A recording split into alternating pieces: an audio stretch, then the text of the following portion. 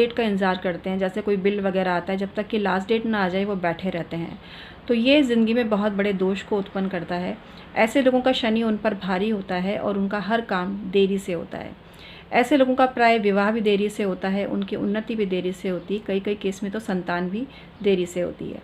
तो जिन लोगों में ये आदत है कि जैसे कोई भी काम है, घंटों बैठे रहते हैं, जैसे मम्मी है तो 10 बार बोल रही हैं बेटा ये काम कर ले कर ले कर ले, अल्टीमेटली वो भूल जाती हैं फिर बोलना और सोचती हैं मैं खुद ही कर लूँ ये काम तो ज़्यादा बढ़िया है। ऐसा बहुत से घरों में होता है, पत्नी पति को किसी काम के लिए बोलती है और वो बैठे रहते हैं बैठे रहते हैं बैठे रहते हैं, फिर उसको लगता है कि यार मैं खुद ही कर लेती हूँ काम, ये इनसे तो बोलना ही बेकार है। तो ऐसे अगर आपकी भी आदत है तो इस आदत को बदल लीजिए, क्योंकि ये आपके बैड लक को तैयार कर रही है और ये इस बात का इंडिकेशन है कि आपको रोज़गार के क्षेत्र में तरह तरह के संकट आएंगे। आप कहीं स्थायी रूप से नौकरी नहीं कर सकते, आपके व्यवसाय में भी 100% घाटा होगा। इसके अलावा कुछ लोगों की आदत होती है अपना जो ऑफिस होता है, अपना प्रतिष्ठान होता है, वहाँ पर चमचों को मौज मस्ती के लिए मित्र मंडली को बिठा के रखते हैं, तो ऐसे बिज़नेस भी फ्लॉप होता है। मैं ऐसे बहुत से लोगों को देख चुकी हूँ जो अपने बिज़नेस की गरिमा को नहीं समझते, अपने काम के महत्व को नहीं समझते और उनको दोस्तों के साथ मौज मस्ती करना, मस्खरापन करना यही समझ में आता है।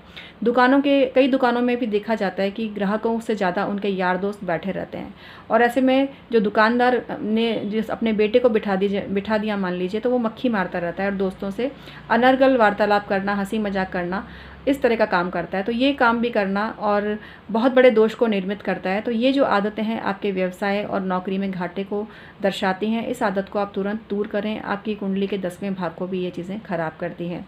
पिता की आज्ञा की अवज्ञा करने से भी आपकी कुंडली का 10वां घर खराब होता है।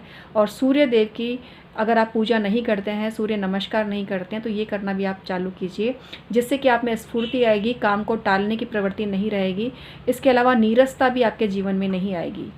कई लोग क्या करते हैं कि एक जगह पर ही बैठे बैठे आलसीपूर्ण तरीके से चाय पे चाय पीते रहते हैं। कोई ग्राहक आया तो ठीक, नहीं आया तो ठीक, क्योंकि उनके पास बहुत संपत्ति पुश्तैनी होती है। लेकिन ऐसे लोगों को भी गरीबी का सामना करना पड़ सकता है। मित्रों, लाइट चली गई है तो थोड़ा सा आपको विज़न क्लियर नहीं आ रहा होगा, तो इसके लिए मैं क्षमा चाहती हूँ। तो ये जो बात है इसका ज़रूर ध्यान रखें। पहली चीज़, काम को टालने की आदत।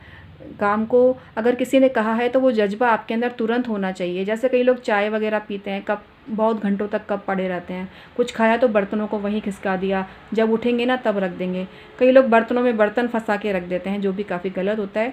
तो ये कुल मिला के ये जो सारी आदतें हैं ना, स्पेशली घर के लड़कों में ये आदत है या स्त्रियों में भी ये आदत है, तो ये बरकत को रोक देती है, घर में खुशियाँ नहीं आने देती और ऐसा घर का जो ढर्रा है ना, एक ही स्तर पर चलता रहता है।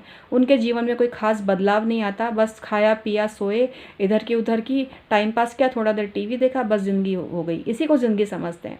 अगर आपको बड़ा बनना है, सफल बनना है, तो इन आदतों को आपको छोड़ना पड़ेगा, तभी आप ज़िंदगी में सफलता का परचम लहरा पाओगे।